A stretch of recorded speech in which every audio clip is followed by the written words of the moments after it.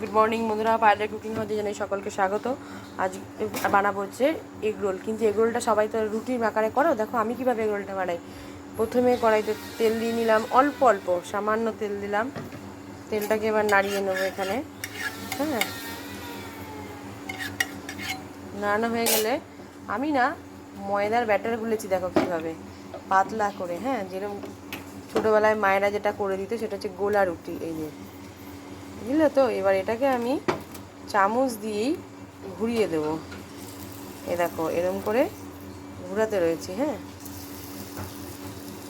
তেলটা একটু বেশি পড়ে গেছে, এটা এখানে তো তেল দিয়ে হয় না।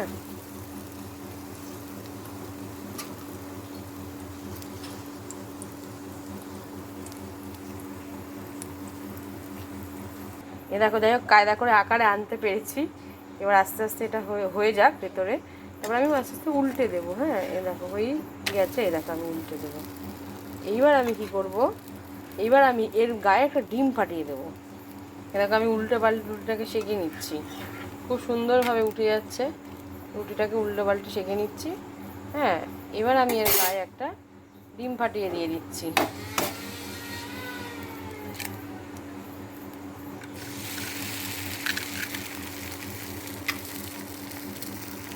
একটা হাতা দিয়ে আমি ওর উপরে গায়ে এটাকে মাখিয়ে নেব। হ্যাঁ, কিন্তু এর মধ্যে আমি সামান্য একটুখানি নুন দেবো, সামান্য, অনেক না। এই যে এবার আমি এটাকে ঘুরিয়ে দিয়ে দেবো। হ্যাঁ, এবার দেখো আমি খুন্তি দিয়ে এটাকে আস্তে করে উল্টে দেবো। এই যে ওই দিকটাতে এগ রোলটা তৈরি হবে, আর এর গায়ে আমি একটু একটু তেল দিয়ে দেবো, একটু একটু, অনেক দেবো না। হ্যাঁ, বাচ্চা কাচ্চাদের খাবার তো অনেক দেওয়া যায় না, তাই জন্য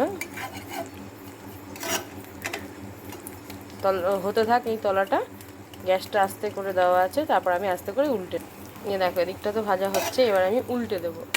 এই দেখো এদিকটাও আমার হয়ে গেল। এবার একটু ভালো করে এপিট ওপিট ভেজে নেবো, ভেজে নিলেই রেডি হয়ে যাবে আমার এগ রোল। তারপরে তো আমি এগ রোলের মধ্যে দেবো হচ্ছে, তার জন্য কুচিয়ে রেখেছি, ছেলে যেহেতু খাবে, গাজর, পেঁয়াজ আর শসা। এর মধ্যে লঙ্কা দিইনি, কারণ ছেলে ছোটো, লঙ্কা খেতে পারে না ভালোভাবে। হ্যাঁ, ওই জন্য ও ঝাল খেতে পারে না, লঙ্কায় ঝাল, ফুচকায় ঝাল খেতে পারে, কিন্তু ঘরের কিছুতে ঝাল খেতে পারে না। ওই জন্য এটাকে ভেজে দিয়ে দেবো, তার মধ্যে দেবো টমেটো সস, হয়ে যাবে।